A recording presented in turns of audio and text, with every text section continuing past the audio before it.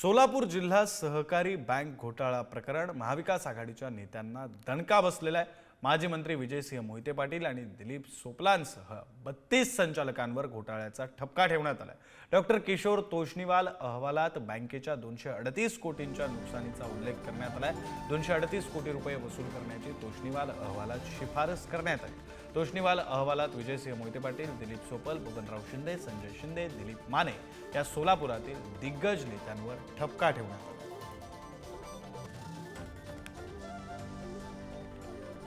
ही लढाई मी गेली 14 वर्षी लढाई लढत होतो, जी 14 वर्षाचा वनवास म्हणतात, त्याचं आज फळ मिळालं शेतकरी बांधवांना आणि बँक या ठिकाणी सुरक्षित राहिली। आणि ह्याच्या व्यतिरिक्त ज्या संचालक मंडळाने व्यक्तीच्या काही कर्ज घेतलेले ते सुद्धा आणखीन थकीत आहे। त्याकरता NCLT म्हणून कोर्टामध्ये दावे दाखल केलेले आहेत। आणि आमची बार्शीची जी माझे काही आमचे माजी मंत्री दिलीप सोपल यांच्याकडे जवळपास 320 कोटीची वसुली करण्याच्या बाबतीमध्ये सुद्धा दावे दाखल केले। तर अन्य जे कर्जदार आहेत ज्यांनी कर्ज थकवले आहेत 7 ते 8 दावे त्या ठिकाणी दाखल झाले आहेत।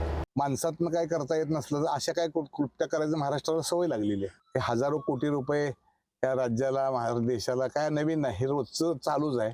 गमती जमती करायची सवय आहे। माणसातनं काय होत नसेल तर मग असं काहीतरी करून त्याचं लक्ष विचलित करायचं।